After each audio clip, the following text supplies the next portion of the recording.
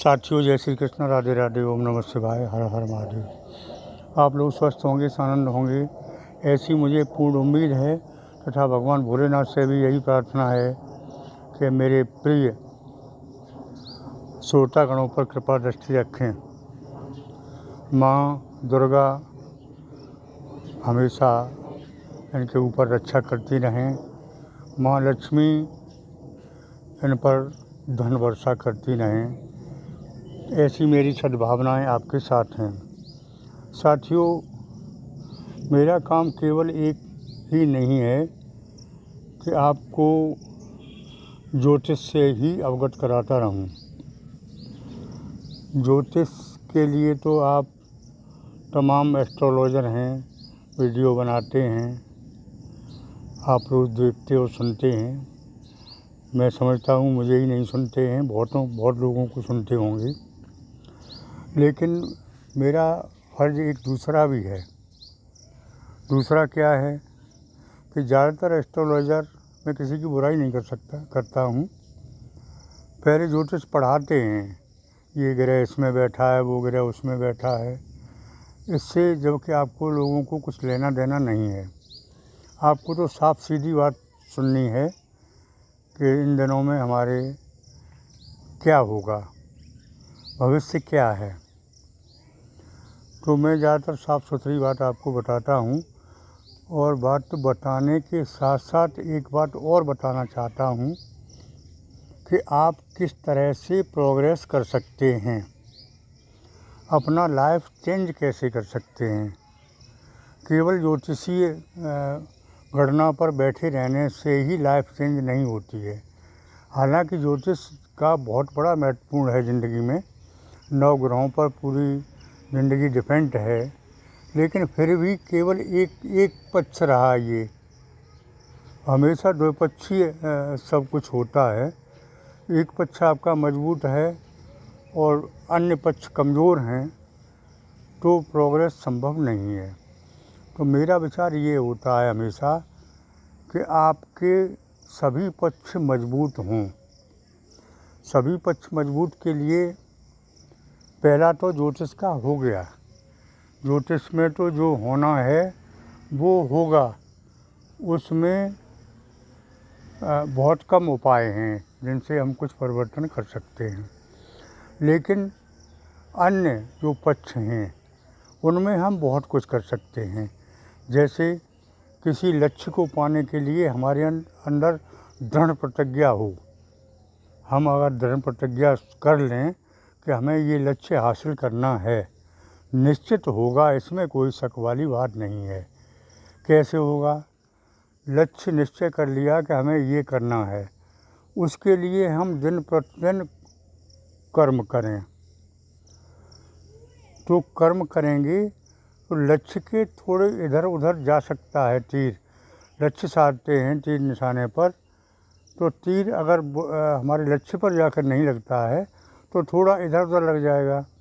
यानी हमने कोशिश की कि मुझे IAS बनना है और IAS के लिए ट्राई की, वो IAS नहीं बन पाए तो उससे छोटी डिग्री PCS की मिल जाएगी। मतलब तीर लगेगा ज़रूर कहीं न कहीं जाके, अगल बगल लगेगा। तो मेरा कहने का मतलब ये है कि आप लोग सब वैसे हमसे समझदार हैं, ज़्यादा सभी हैं। मैं आपका टाइम बर्बाद करने का प्रयास नहीं कर रहा हूँ, केवल आपका मार्गदर्शन करना हमारा काम है, हमेशा रहा है हम लोगों का काम। मैं ज्योतिष के माध्यम से कभी आपको गुमराह भी नहीं करता हूँ, अंधविश्वास में ढकेलने की कोशिश नहीं करता हूँ।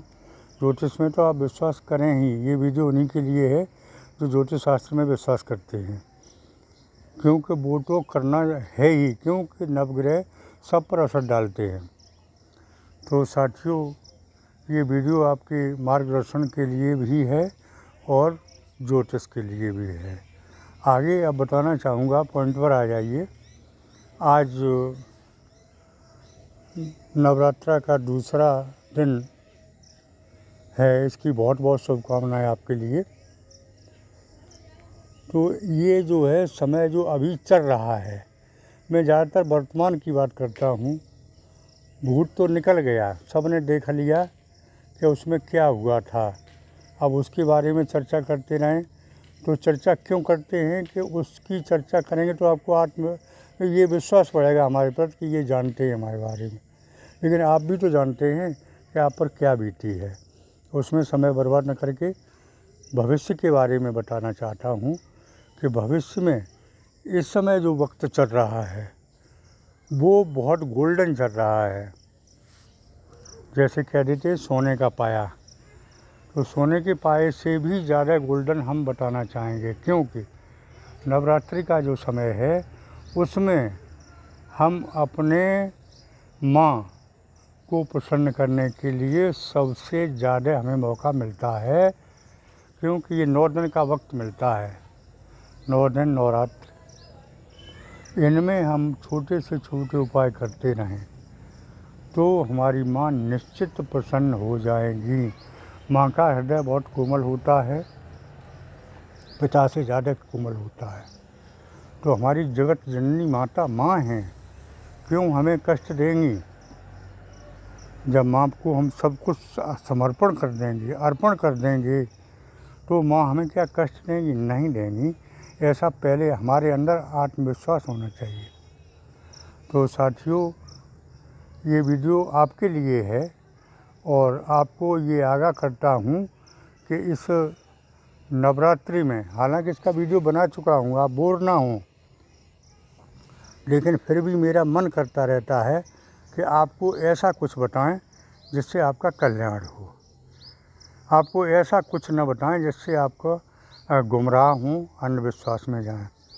अंधविश्वास में उतने ही जाएं, केवल अपने इष्ट का पूजन करते रहें और परमात्मा में आस्था रखें, नवग्रहों में आस्था रखें। नवग्रह आपके राशि पर आते हैं और जाते भी हैं, ऐसा नहीं है कि आते ही हैं या जाते नहीं हैं। जैसा कि शनि देव ने कितना परेशान किया, और शनि को आप लोग हौवा समझते हैं, ऐसा नहीं है। शनि खराब हैं उतने इससे ज़्यादा अच्छे हैं। अब शनि आप पर बिल्कुल मेहरबान हो चुके हैं और आपको वो देंगे जिसकी आपने कल्पना नहीं की है, और आपको दिखाई तो देने लगा होगा कि आगे क्या है। हाँ, इतना ज़रूर है कि जो लोग भाई बिल्कुल अंधविश्वास में ही रहें कि हमें तो अपने आप छप्पर फाड़ के मिल जाएगा, इट इज़ इम्पॉसिबल। अपने आप नहीं मिलेगा। हाँ, अचानक मिल सकता है कुछ ग्रहों की कृपा से, लेकिन हमेशा नहीं मिलेगा। तो हमेशा के लिए आपको संचित कर्म ही आपके मिलने वाले हैं। तो आप कर्म का संचलन इकट्ठे करते रहेंगे। साथियों, जैसे मैंने पहले भी एक बार उदाहरण दिया था, बैंक की पासबुक होती है एक, और एक उसी तरह से कर्म की पासबुक होती है। बैंक की पासबुक तो आपने देखी है अच्छी तरह कि उसमें एक तरफ प्लस और एक तरफ माइनस, यानी एक तरफ जमा पूंजी, एक तरफ निकासी पूंजी, ये सब होता है। उसी तरह से कर्म की पासबुक भी होती है, उसका हम लोग गौर नहीं करते हैं। एक तरफ अच्छे कर्म, एक तरफ दुष्कर्म, तो वो प्लस माइनस होता रहता है। अब आपके कौन से ज़्यादा हैं वो आपको ज़्यादा फल मिलेगा। जैसे आपकी जमा पूंजी ज़्यादा है तो वो भी आपको मिलेगी, आपका उसमें खर्चा ज़्यादा, निकासी ज़्यादा है तो वो भी आपको भुगतनी पड़ेगी। इस तरह से कर्म है। तो साथियों, मैं ये आपको कोई पाठ नहीं पढ़ा रहा हूँ, आप हमसे ज़्यादा विद्वान हैं। आपको केवल आगाह कर रहा हूँ कि समय के चक्कर में नहीं, समय तो आपका बदल गया है, काफ़ी परिवर्तन आ गया है। ग्रह नक्षत्र आपके फेवर में बहुत कुछ आ चुके हैं। मैंने आपको ग्रह नक्षत्र के बारे में भी नहीं पढ़ा रहा हूँ, कि ज्योतिष पढ़ाने का काम नहीं है, ज्योतिष बताने का काम है। इस ग्रह से, इस ज्योतिष से आपको क्या मिलेगा इस समय में, तो वो बिल्कुल आपको निश्चित रूप से परिवर्तन दिखाई देने लगा होगा। कुछ लोगों को दिखाई देगा, और अब प्राप्ति का समय आ चुका है। इसके लिए आप निश्चिंत रहें। लाइफ कैरियर में बदलाव हो रहा है धीरे धीरे, क्योंकि शनि ग्रह ऐसे हैं कि इन्होंने धीरे धीरे परेशान किया था और धीरे धीरे आपको आज़ाद करेंगे, आपको सर्व संपन्न करेंगे, ऐसा ग्रह गोचर आपकी बता रहे हैं। मैं नहीं कह रहा हूँ ये बात। तो साथियों, आप निश्चिंत हो जाइए, खुश हो जाइए, आगे भविष्य के बारे में ज़्यादा चिंता मत करिए, कर्म पर ध्यान रखिए, क्योंकि रामायण में भी लिखा है कर्म प्रधान विश्व रच राखा, जो जस करे सो तस फल चाखा। और गीता में भी साफ लिखा है, भगवान कृष्ण ने कहा है कि कर्मण्येवाधिकारस्ते मा फलेषु कदाचन।